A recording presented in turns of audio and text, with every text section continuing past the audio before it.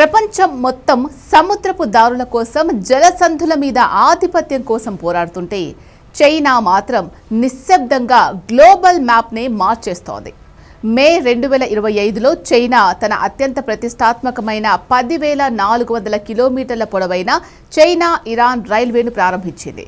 ఇది కేవలం రైలు మార్గం కాదు, అమెరికా వేసే ఆంక్షల కోటను బద్దలు కొట్టే ఒక వ్యూహాత్మక ఆయుధం.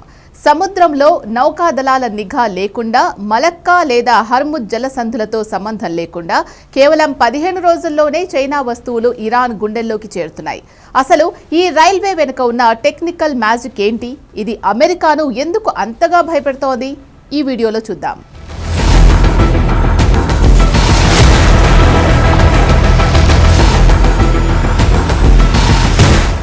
ఈ రైల్వే కారిడార్ చైనాలోని చారిత్రాత్మక నగరం షియాన్లో మొదలై కజకిస్తాన్, తుర్క్మెనిస్తాన్ దేశాల గుండా ప్రయాణించి టెహ్రాన్ సమీపంలోని అప్రీన్ డ్రై పోర్టుకి చేరుకుంటుంది.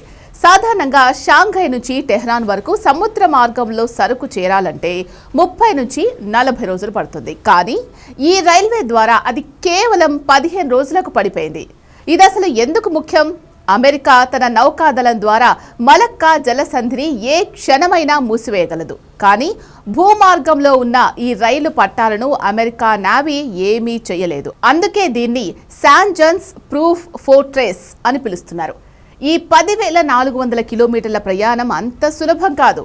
ఇక్కడ కొన్ని కీలకమైన సాంకేతిక సవాళ్లున్నాయి. చైనాలో స్టాండర్డ్ గేజ్ 1435 మిల్లీమీటర్లు ఉంటే మధ్య ఆసియా దేశాల్లో బ్రాడ్ గేజ్ 1520 మిల్లీమీటర్లు ఉంటుంది.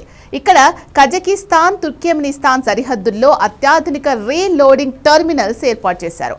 దీనివల్ల కేవలం కొన్ని గంటల్లోనే వందలాది కంటైనర్లను ఒక రైలు నుంచి మరొక రైలుకు మార్చొచ్చు. ఇక్కడ అప్రీన్ డ్రై పోర్ట్ చాలా కీలకంగా ఉంటుంది. ఇది ఇరాన్లోని అతి పెద్ద రైల్వే టెర్మినల్. దాదాపు 400 హెక్టార్లలో విస్తరించి ఉన్న ఈ పోర్ట్ ఏటా లక్షలాది టన్నుల సరుకును హ్యాండిల్ చేసే సామర్థ్యం కలిగి ఉంది. టెహ్రాన్ సమీపంలోని అప్రీన్ డ్రై పోర్ట్ కేవలం రైలు టెర్మినల్ మాత్రమే కాదు, ఇది నేరుగా రోడ్డు మరియు రైలు మార్గాల ద్వారా పర్షియన్ గల్ఫ్ మరియు కాస్పియన్ సముద్ర తీర ప్రాంతాలకు అనుసంధానించబడి ఉంటుంది.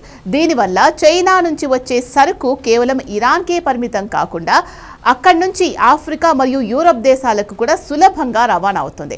ఇక ఈ మార్గంలో కేవలం కంటైనర్లు మాత్రమే కాదు, ప్రత్యేకమైన ట్యాంకర్ కార్లు ద్వారా చమురును రవాణా చేసే ప్రయత్నాలు జరుగుతున్నాయి. సముద్రంలో ట్యాంకర్లను అమెరికా అడ్డుకోవచ్చు, కానీ భూమార్గంలో రైలు ద్వారా వెళ్లే చమురును ఆపడం అసాధ్యం. ఈ ప్రాజెక్టు వెనుక ఉన్న అసలైన మాస్టర్ ప్లాన్ ఆర్థిక పరమైంది. చైనా, ఇరాన్ మధ్య జరిగే ఈ వ్యాపారం డాలర్లలో జరగదు. చైనా తన సొంత కరెన్సీ యువాన్లో లేదా బార్టర్ అంటే వస్తు మార్పిడి పద్ధతిలో లావాదేవీలు నిర్వహిస్తుంది. చైనా దాదాపు 90% ఇరాన్ చమురును కొనుగోలు చేస్తోంది. ప్రస్తుతం ఈ చమురు సముద్ర మార్గంలో వెళ్తోంది. ఈ కొత్త రైల్వే వల్ల సముద్ర దిగ్బంధనాలు ఎదురైనా భూమార్గంలో చమురు సరఫరా ఆగదు. 2021లో చైనా, ఇరాన్ మధ్య జరిగిన 25 ఏళ్ల వ్యూహాత్మక ఒప్పందంలో భాగంగానే ఈ రైల్వే డెవలప్ అయింది. ఇరాన్ తన చమురును చైనాకి ఇస్తుంది. ప్రతిగా చైనా ఇరాన్లో రోడ్లు, రైల్వేలు టెక్నాలజీని డెవలప్ చేస్తుంది. దీనివల్ల స్విఫ్ట్ బ్యాంకింగ్ వ్యవస్థతో పని లేకుండానే $1 బిలియన్ వ్యాపారం సాగిపోతోంది. ఇక్కడే మరో ట్విస్ట్ ఉంది.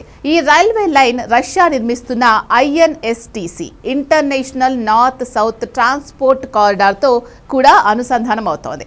అంతేకాదు ఇరాన్ పాకిస్తాన్ సరిహద్దు ద్వారా ఈ మార్గం చైనా పాకిస్తాన్ ఎకనామిక్ కారిడార్కు కనెక్ట్ అవుతుంది. పాకిస్తాన్లోని గ్వాదర్ పోర్ట్ మరియు ఇరాన్లోని చాబహార్ పోర్ట్లను అనుసంధానం చేసే ప్రయత్నాలు జరుగుతున్నాయి. ఇది చైనా పాకిస్తాన్ ఎకనామిక్ కారిడార్ను ఇరాన్ రైల్వే నెట్వర్క్తో కలిపి ఒక భారీ రీజనల్ రింగ్ను ఏర్పరుస్తుంది. దీనివల్ల రష్యా, చైనా, ఇరాన్ దేశాలు ఒకే గొడుగు కిందకు వస్తాయి. ఇది అమెరికా ఇండో పసిఫిక్ వ్యూహానికి ఒక అతి పెద్ద ఎదురు దెబ్బ. పెపే ఎస్కోబార్ చెప్పినట్టు చైనా కేవలం వ్యాపారం చేయడం లేదు, ప్రపంచ రాజకీయాల మ్యాప్నే తిరగరాస్తోంది. వాషింగ్టన్ ఇంకా సముద్రపు చొరవలతో కుస్తీ పడుతుంటే చైనా తన ఐరన్ సిల్క్ రోడ్తో ఖండాలు కలిపేస్తోంది. 2025లో ప్రారంభమైన ఈ రైలు ప్రయాణం డాలర్ ఆధిపత్యం అంతానికి ఆరంభం కానుందా అనేది కాలమే నిర్ణయించాలి.